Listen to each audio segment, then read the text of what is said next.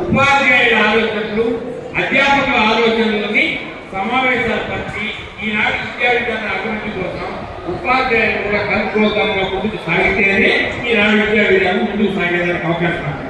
ఎందుకంటే ఆంధ్రుల పైన అంటున్నారు, ఈరోజు దేశాన్ని ఉన్నటువంటి నరేంద్ర మోడీ ప్రభుత్వ పాఠశాలను చదివినటువంటి వాడే అన్నిటికంటే అనర్గళంగా మన ఆంధ్ర భాషకు గుర్తింపు తెచ్చినటువంటి రాష్ట్ర ఉపరాష్ట్రపతి వెంకయ్య నాయుడు కూడా సాధారణ పాఠశాలలో ఉన్నటువంటి వ్యక్తి. అన్నిటికంటే మించి ఈనాడు ముఖ్యమంత్రిగా ఉన్నటువంటి చంద్రబాబు నాయుడు గారు కావచ్చు, లేదా పవన్ కళ్యాణ్ కావచ్చు, వీళ్ళందరూ ప్రభుత్వ పాఠశాలలో చదివినటువంటి వ్యక్తులే. ఈ రోజు ప్రభుత్వ పాఠశాలలో చదివినటువంటి వాళ్ళే ఈ దేశాన్ని పాలిస్తా ఉన్నారు. కానీ మనం ఆర్థిక రోజులు ఏం చేశామంటే చదువుతో మనం చెప్పాలి.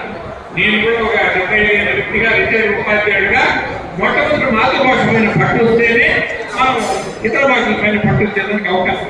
కాబట్టి విద్యా విధానంలో కూడా అనేక మార్పులు రావాల్సిన అవసరం ఉంది చెప్పినట్టు కూడా ఈ ప్రభుత్వానికి ఒక సూచనగా చెప్తున్నాం.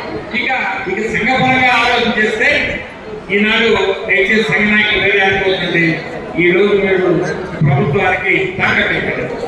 కానీ ఈ ప్రభుత్వానికి కాదు, గత ప్రభుత్వం నుంచి తాకట్టు పెట్టారు. గత ప్రభుత్వంలో ఉపాధ్యాయులు కానీ ఉద్యోగులకు కానీ కొన్ని లక్షల రూపాయలు విలువయ్యే ఆర్థికమైనటువంటి ప్రయోజనాలు కూడా మీరు పోగొట్టడం జరిగింది.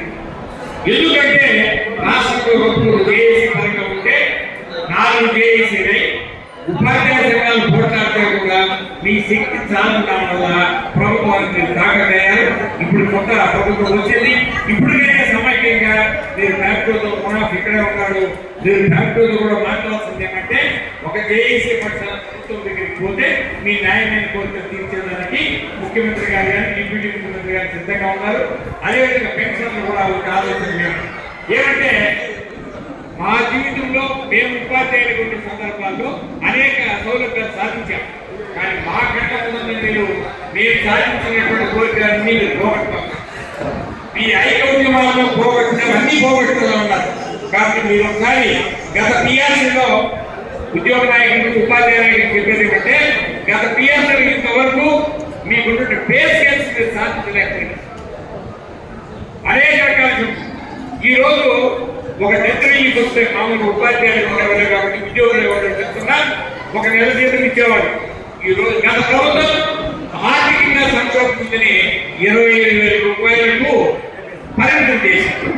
నేను ఇప్పుడు అడుగుతున్నా, ఒక రాజకీయ నాయకుడు చనిపోతే 25,000 రూపాయలు మీకు ఇంట్లో కుటుంబం. ఈ రోజు ఉద్యోగి కానీ 30 ఏళ్ళు 40 ఏళ్ళు చేసినటువంటి ఉద్యోగి లేదా అతను కాదు చనిపోతే కేవలం 25,000 రూపాయలు దాన సంస్కారాలు కూడా ఇవ్వలేని దుస్థితిలో ఉన్నాము చెప్పంటే ఈ రోజు ఈ ప్రభుత్వం దిగిన తర్వాత వేల కోట్ల రూపాయలు ఈ రోజు మీరు ఏం చేస్తున్నారంటే అనేక రకాలైన కార్యక్రమాలు ఉపయోగించి ఇది రాజకీయ వేదిక కాదు. మన ఆర్థికంగా ఉద్యోగుల్ని ఉపాధ్యాయుల్ని కించపరిచారు కాబట్టి ఖచ్చితంగా చెప్పడం తప్పదు. కాబట్టి మిమ్మల్ని కోరేది ఏమిటి, ఐక్య ఉద్యమాల ద్వారా ఇకనైనా మీరు సమస్యల పరిష్కారం ముందుకు సాగాలి. ఇక రెండవది అమానుల్లా మీరు కథ తీసుకుంటే ఆయన ఒకడే కాదు, ఉన్నటువంటి వాళ్ళందరూ కూడా ఒకప్పుడు మేము హై స్కూల్లో ఉండే సందర్భాల్లో మేము ఆ క్రికెట్ వాలీబాల్ ఇవంతా కూడా అభిమానులు మాతో వెనకాల బాధిస్తూ తమ జీవితంగా ఈ రోజు నాకు అమరావతి ముందుగా అందరినీ పరిచయం చేసిన తర్వాత ఏమైందంటే మేము మాట్లాడేటప్పుడు మీరు ఎక్కడైతే వాలీబాల్ కావచ్చు క్రికెట్ కావచ్చు ఆ బాల్య జీవితానంతా మళ్ళా నాకు 5 ఏళ్ళు 10 ఏళ్ళ ఎక్స్పీరియన్స్ వయసు ఏది పెరిగేదానికి తగినటువంటి ఆధారాలు లభించినందుకు ప్రత్యేకంగా అవకాశం కల్పించినందుకు ప్రత్యేకంగా కృతజ్ఞతలు తెలియజేస్తూ సెలవు తీసుకుంటాను. నమస్తే.